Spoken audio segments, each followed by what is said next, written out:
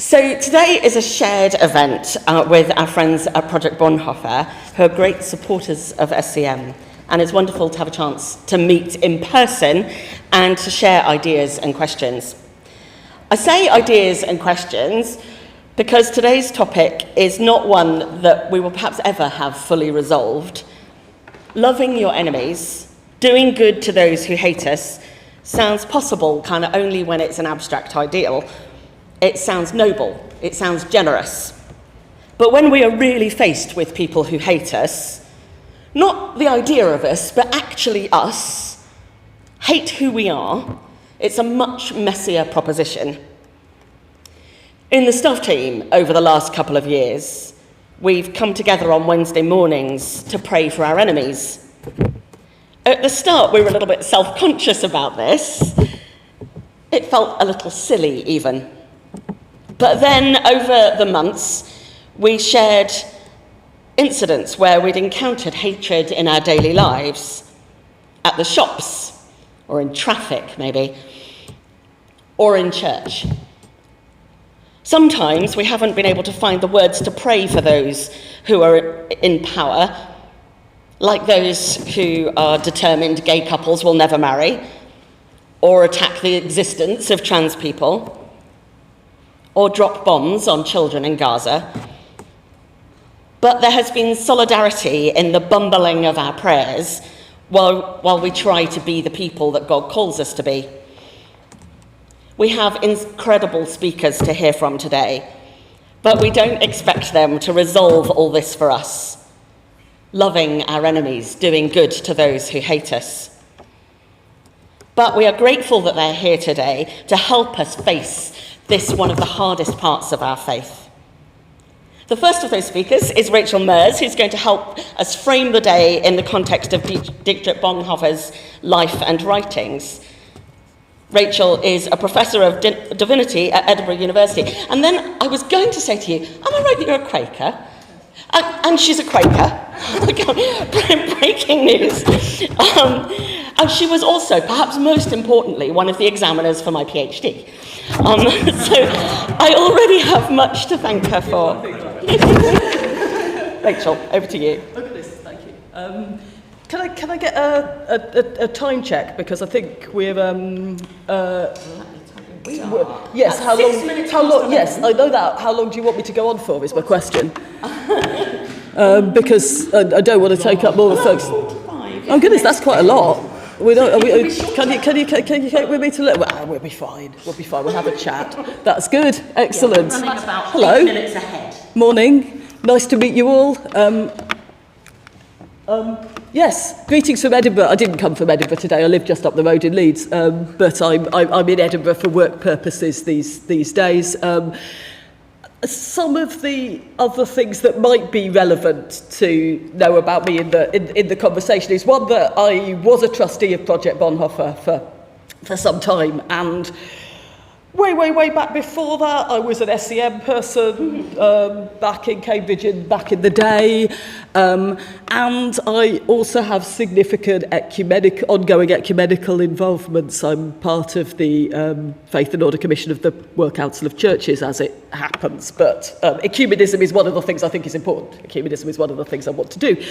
It's one of the things that ends up connecting me to Dietrich Bonhoeffer, which I might say a little bit more about in a minute. The reason I put this slide here today, other than just to show off that I have a nice place about the prettiest workplace in the country, is because the title that I was given to talk about is Bonhoeffer in Context, wasn't I? And what I actually want to talk about is the challenges of connecting Bonhoeffer's context with ours, and the need to be aware of the complexity of our context and the many different things that are going on for each of us. So what you see here is what looks like archetypal ivory tower, right? Yeah, you kind of just sit there up on the hill and think big thoughts, but this is a building that was constructed out of a time of really quite serious and acrimonious and deep division in Scottish society. It was the time of the what's called the Great Disruption. The Church of Scotland split. Quite a lot of the people and all the money took itself off and took occupied land on the top of the hill to say, we are now the church that, you know. And when the building was dedicated, their then founder made a speech that I think about quite a lot, where he talked about whether a place where you studied theology could be a source of healing for, he said, healing for our families.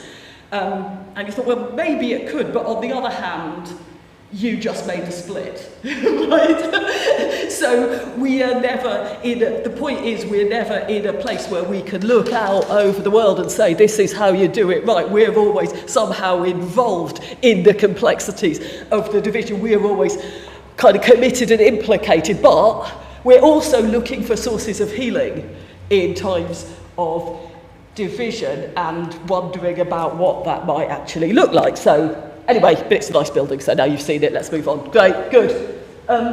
Here's what I'm trying to do. Sorry, something went wrong with that placing of that picture. I'm bad at slides. Anyway, here's what I'm trying to do in this introduction. Hopefully it's something like what you wanted me to do. I am trying to think with and beyond Dietrich Bonhoeffer to help us find two things. One, theologically informed readings of where we are. So there's a bit that's about diagnosis, what is this time? The conference publicity said a time of rising violent far-right activity, so I took that as the main presenting question, but then Naomi's raised a lot of other wider things that are going on. Question about diagnosis, and some theological starting points for how to respond. That's what I thought I'd try to do. Alan and I just had a chat about how we've got overlapping themes, so hopefully between us we'll manage to get there. Now, something to say at this point in relation to the Dietrich Bonhoeffer material.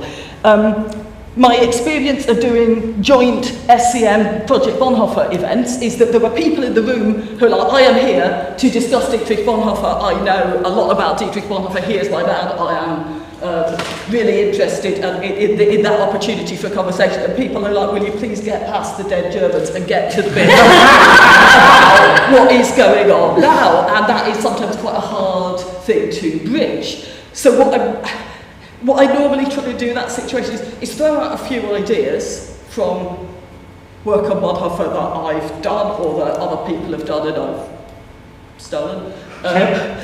Throw out a few ideas and see what comes back in terms of what's interesting, what do people want to ask about, and we can make space where people can both say, what about this bit in Bonhoeffer and how do you understand it? And people who say, hang about, just go back to some basics and explain how any of that is relevant to now. So I'm going to try, I want to say I'm aware that we've got a range of different interests in the room, and I hope that there's room for that within the day. The other thing that I've done here is I've put up a book cover, a book by a very good, important US scholar, Stephen Haynes, of a book called The Bonhoeffer Phenomenon, and if you can see the subtitle there, it's Portrait of a Protestant Saint.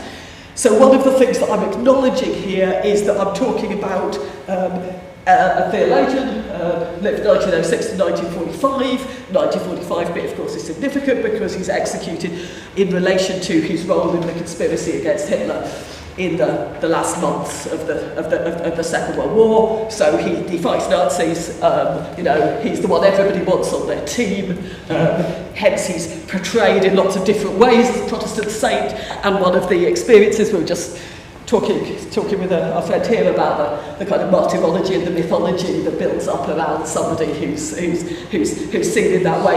One of the features of working on Bonhoeffer, and maybe there are other people, maybe there's other figures who work similarly, is that we do, and I've put myself in that category, have a bit of a tendency to paint him as the ideal of whatever we think we want, right? That this is, because everybody wants everybody knows that the Nazis are really, really bad, so the guy who fights the Nazis must be the good guy, so he must agree with me because I'm clearly one of the good guys, so I want him on my team. Yeah, and that's one of the things that Stephen Haynes has actually sort of analysed in his book, the way in which there's been all sorts of struggles over the legacy of this person.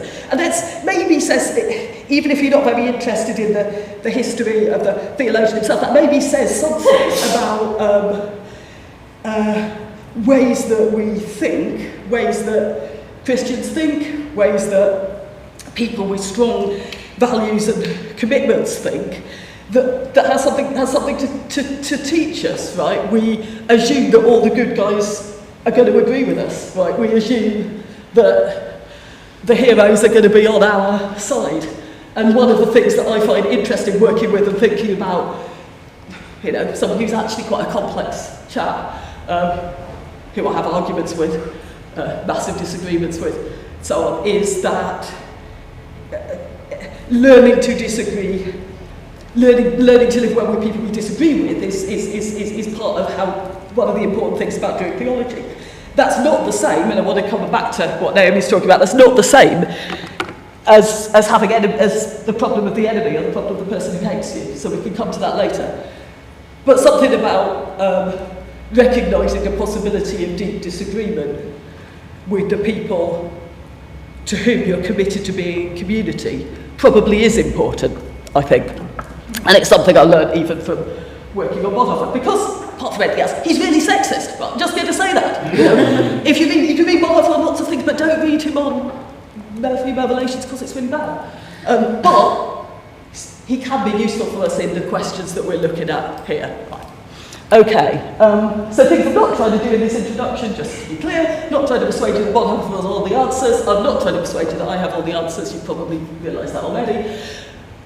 I'm not trying to persuade you that theologians have all the answers. I think theology is important, or I wouldn't do it. I think, and I was reflecting on it even in Naomi's introduction, that reflecting on some of our theological commitments, both the ones we hold explicitly and the ones we take for granted, ideas about God and the world that are in the background of how we act and how we respond and why we think it's important to pray for enemies and so on. These are important, they can help us to shape good responses to the situation that we're in, but they aren't themselves the responses, right? So they're not, it's not all the answers. And I'm also trying, this is something that I'm going to be really interested to hear what people think. I'm also not wanting to claim that any part of Bonhoeffer's context, which you'll have seen from the dates, the key shaping context of his adult life really is the rise of Nazism and then the Second World War.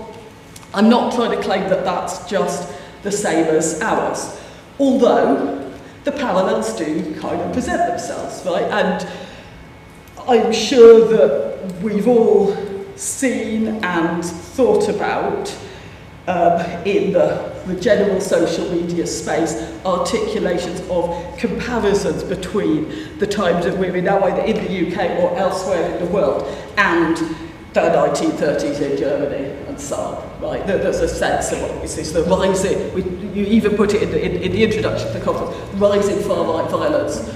Okay, we've seen this movie before, we know how it goes, right? I think that there are some parallels there.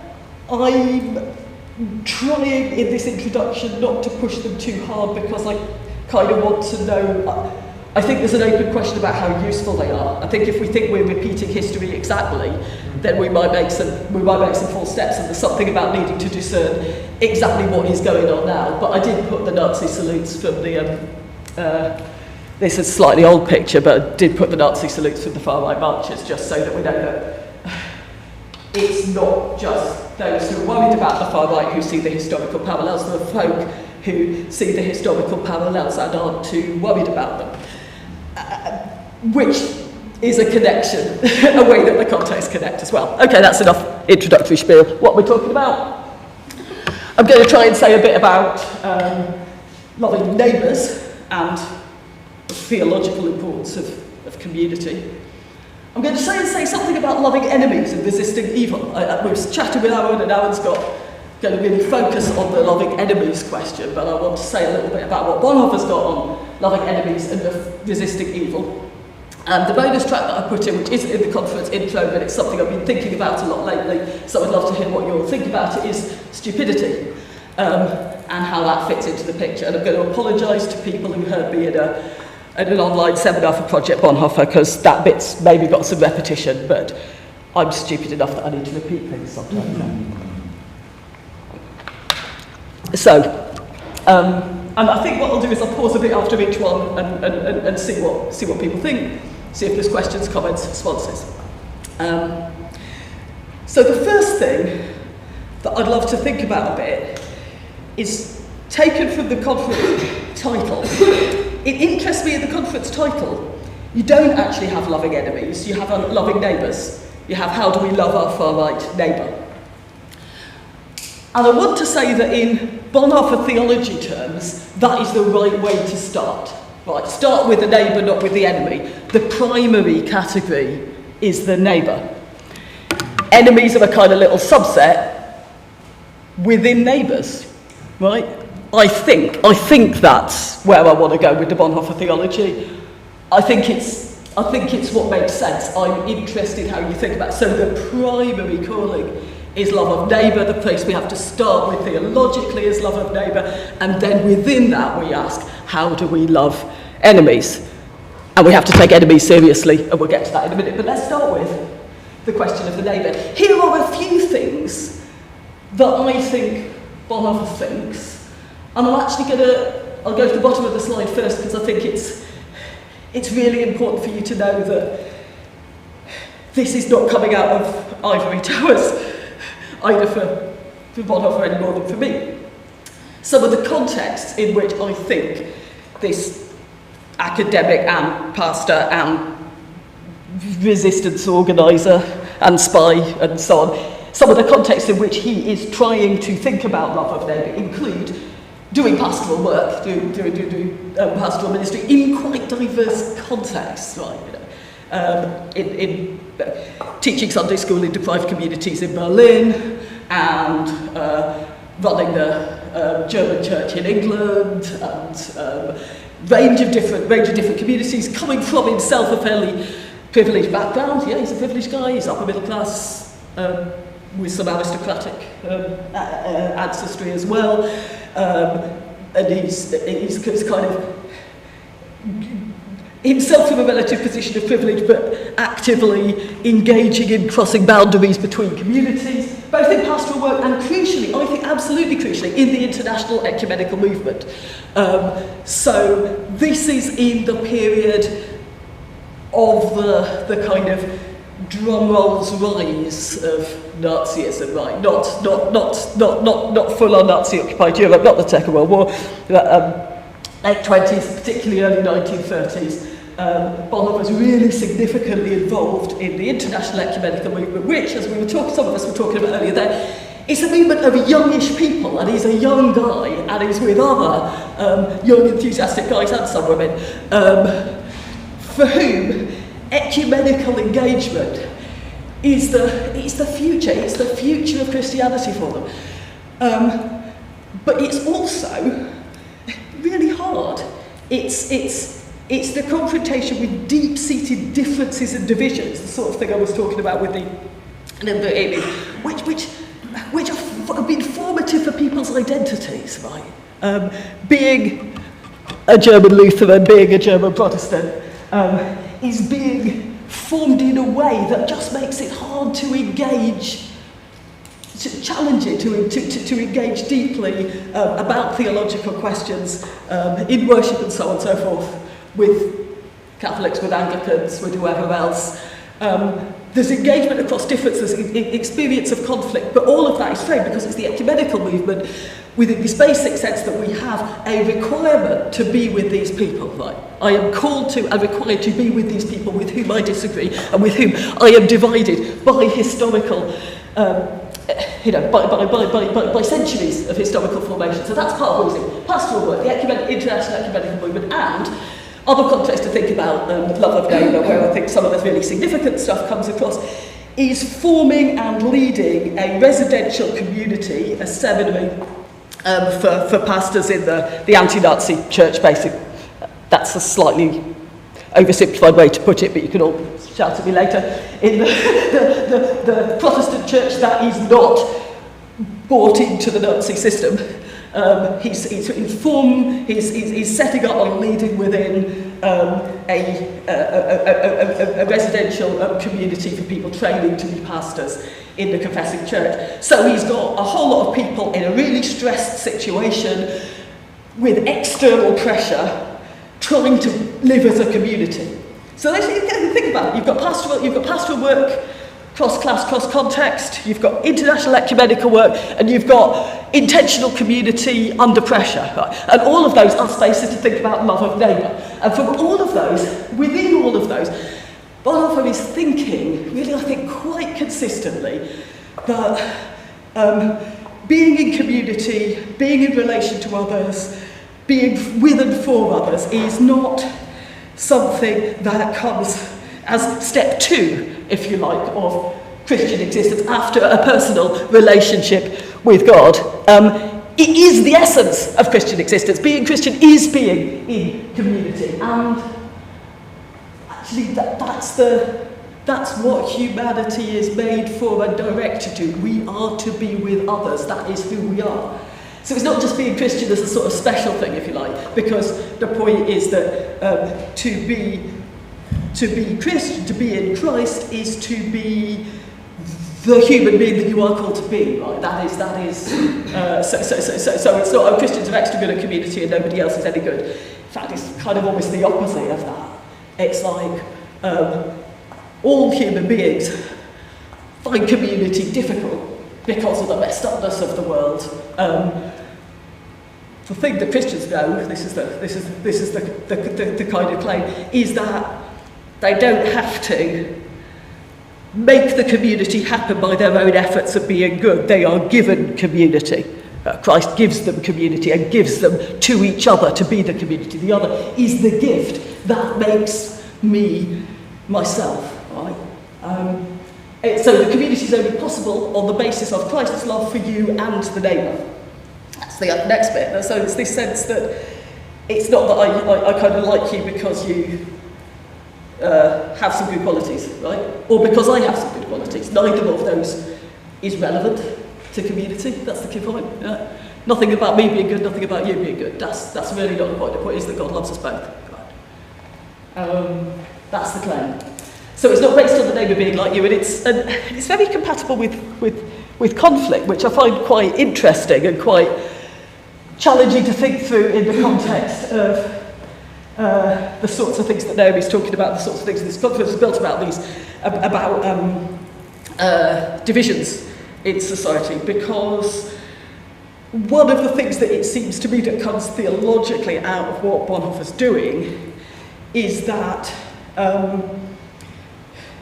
the sort of circle of the like-minded, which he does form and which he's part of at various points in his life, including in the conspiracy when you kind of have to be, and you have to be really careful who you trust, and you have to not form a community with anybody who's about to go and betray you. But the community of the like-minded is not where this is going, right? Where this is going is the community of the unlike, and the community of the estranged, and the community of those who are currently strangers but are called to be neighbours. Or not called, are given the gift of being able to be neighbours, right, when you thought you couldn't be. Which is, I think, one of the things that the ecumenical movement must have felt like, right? Was the sense of these churches were enemies before, actually. And even when they ceased to be enemies, they were strangers. And then the experience of the ecumenical movement is the strangers turning into neighbours, not on the basis of, oh, these also turn out to be nice people, but simply on the basis of these are people who also believe that Christ loves them and everybody else, therefore. There's a community. So, that's some of the big ideas about community that I want to put out there from Bonhoeffer.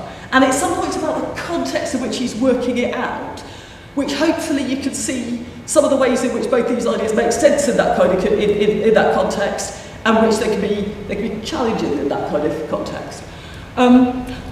what I'd love to do, I think, now is to pause for a minute or two and maybe see if people want to, what's good?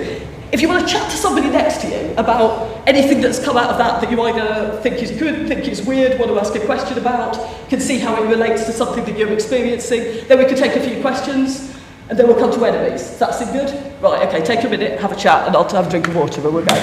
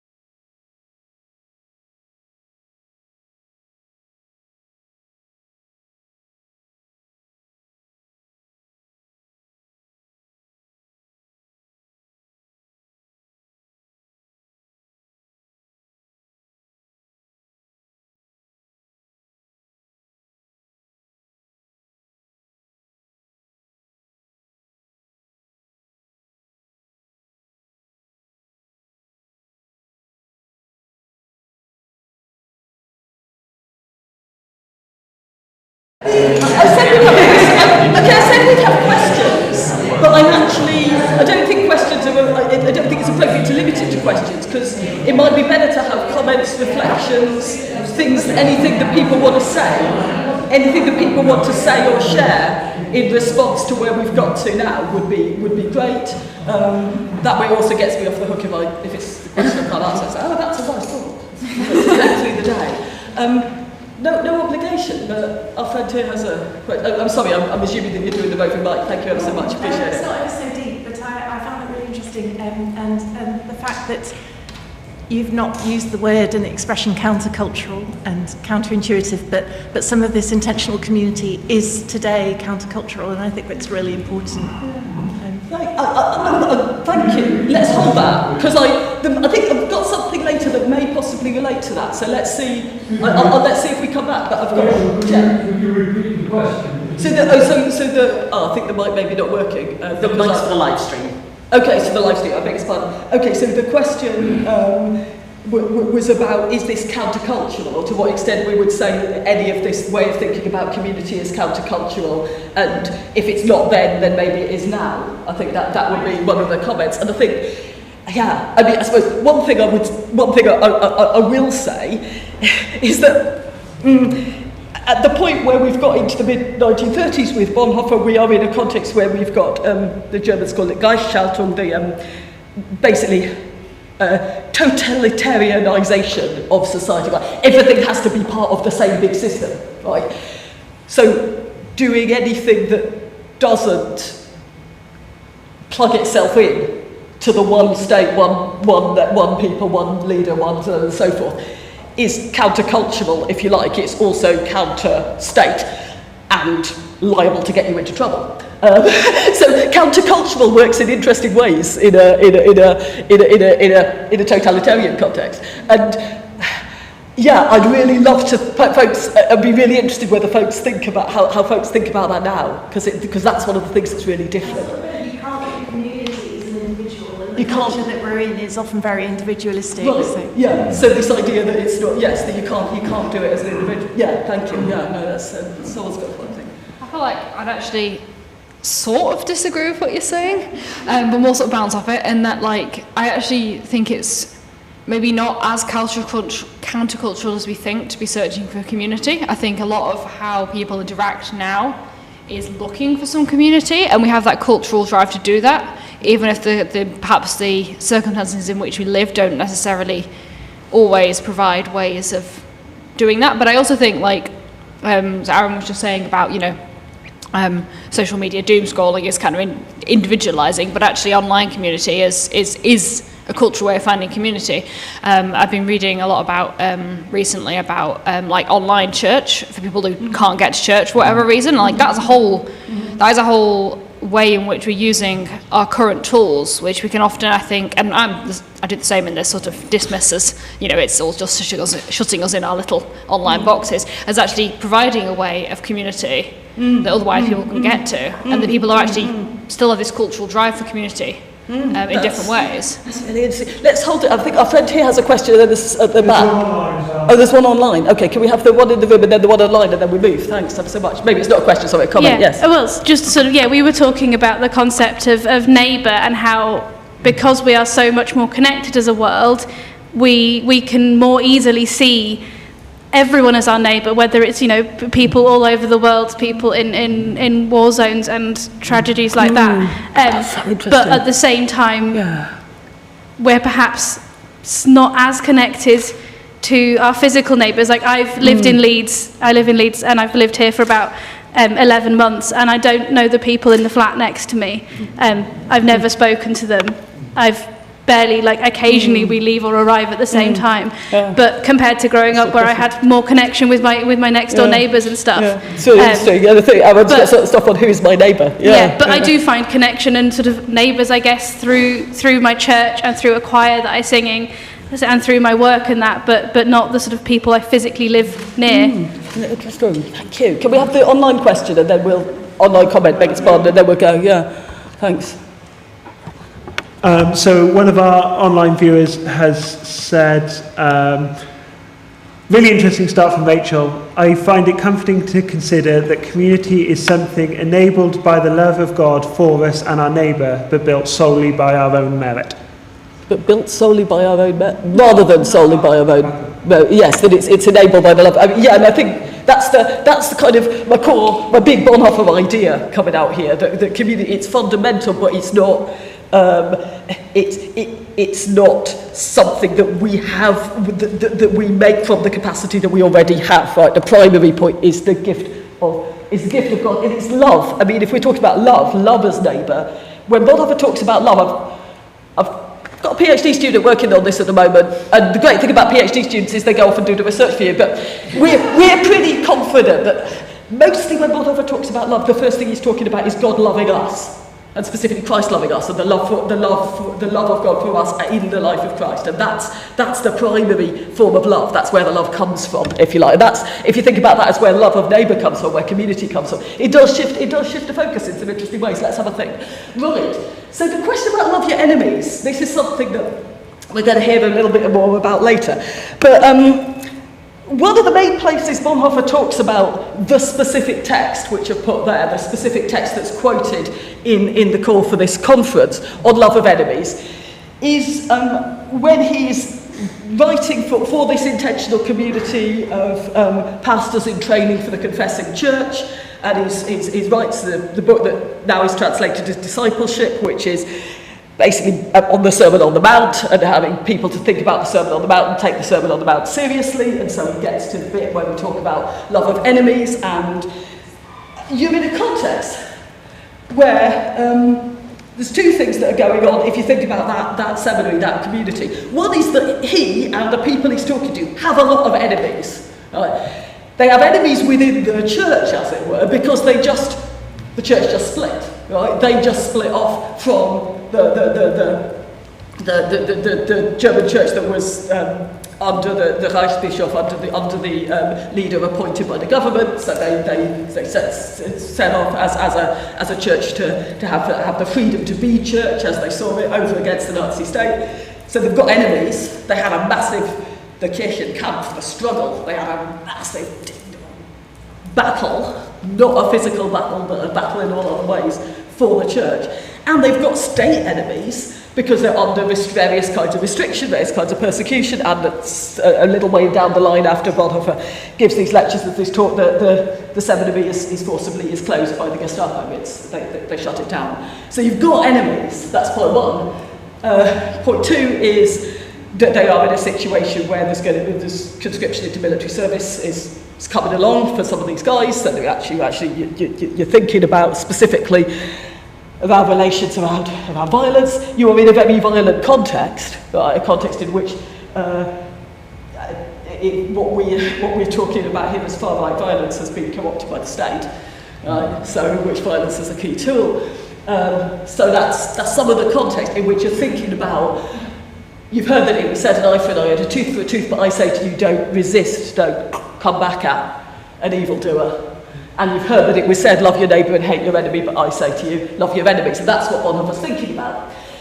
Some of the things that he thinks, the first one I want to say is, he doesn't actually kind of write this down, but I think it's important to say, is that just acknowledging that you have enemies is a really interesting thing to do. And I was really struck by that in Naomi's introduction.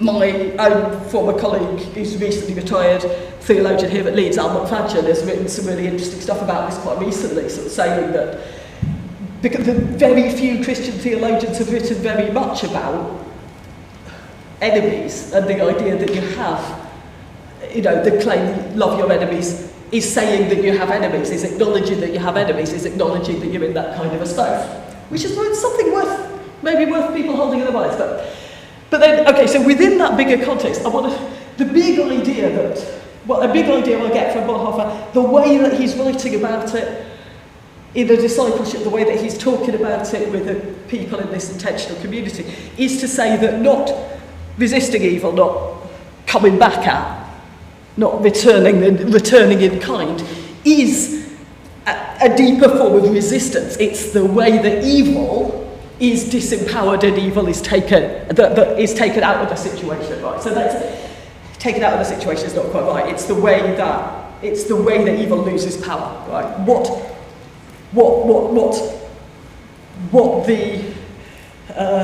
the logic of violence, if you like, the logic of violence is either continued by hitting back, or it's undermined, taken away by the non-resistance, non-violence and non-participation in the evil system.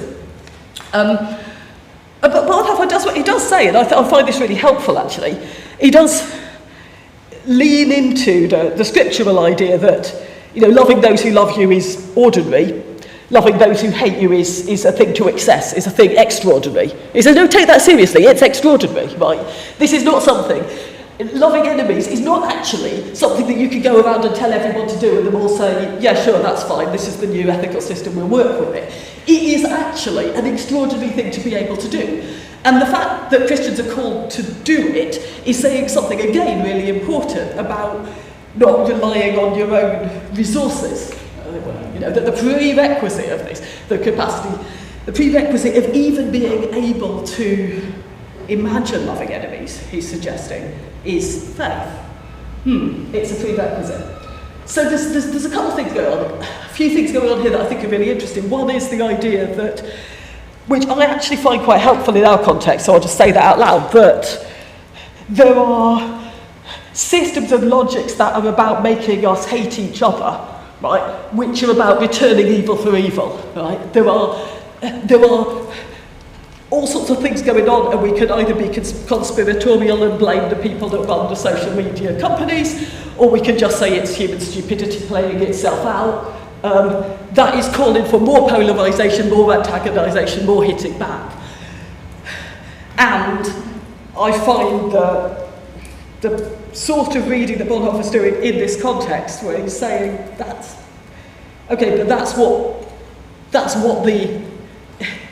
what evil wants, as it were. Not the person opposite you, not what they want. They're a neighbour, right? But the logic, the system of evil is perpetuated if you play along, if you take part, right? That's part of what's going on. The eye for an eye, the tooth for a tooth, you keep on, it just carries on. We need to do something different, but actually doing something different is blooming hard. It's not something you can just say, oh, it'll all be fine if you all just do that. This is kind of extraordinary. This requires some kind of deep centering in faith. That's how he's putting it. That's how he put it. Whether you all agree, I'm not sure. But let's see. We'll see whether Alan's got some... Alan's going to help us with this in further. There's one more slide I want to do on this point, because when I talk to people about Bonhoeffer's stuff on non-violence, because he's a pacifist in the mid 30s. I mean, that's basically what he's saying. So we don't do violence, we don't hit back. And then he goes and joins the conspiracy to assassinate Hitler, and what about that? saying, well, sometimes you have to do something active, resistance. You can't just opt out. You can't just say, no, I'm not taking part, not hitting back. Yeah, and that's one of the things that he's trying to work out. And he's working out already earlier than that because he's engaged in the debates about how much the church gets involved, basically, in actively opposing state policies. So there's these questions about active opposition are there all along. And there's some thoughts that I think I have on this, is this idea that, first actually picking up on some of the things that our friends have said here, that the very existence of the church, the Christ existing as community, is how he puts it. He didn't put it this way, but I want to sort of gloss it this way, are a kind of resistance, are a kind of space, lived capacity for resistance to evil. And what that means is going to need to be worked out in each situation. So it's not, you can't ever reduce it to a set of rules, but what you do have is the community that can discern together what they're called to do. Because, here's the other big thing he's got, is that the Christian community has to be for others, otherwise it's not doing its job, it's not really the Christian community anymore. Christ is for others, so the church is for others. Straight down the line, no questions asked, that's just how it is. But being for others, what does that mean? What does that mean here and now? Sorry, bad news, we don't have a rule, we just got to work it out. We've got to work it out every time, and sometimes it's going to mean we're going to form our little intentional community and figure out how to pastor churches. And sometimes it might mean we're going to be an underground resistance movement, and sometimes it might mean we're going to give speeches about the problems with what the government's doing, or who knows.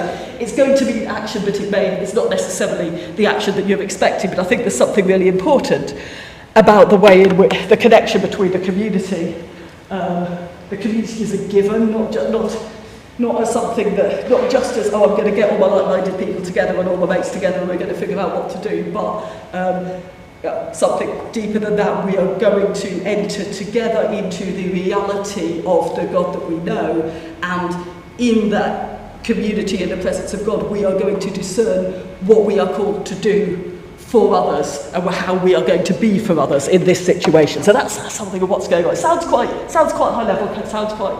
but I think it kind of has to be. I think it has to be that high level, because otherwise, oddly, it's not concrete. If we say, here's the rule, here's what we're always going to do, actually you're going to have contexts where that doesn't work. What we've got concretely, historically, is this group of people. And what are this group of people called to be and do here? And that's kind of all you've always got, right? And that's part of the logic. Bonhoeffer sees it part of the logic of a faith based on incarnation, of God actually entering history. God in human form, right? That you can't turn Christianity into a principle, because it's not a principle. It's human. It's human. It's historical. It's lived. And it's living. And that's where it's worked out.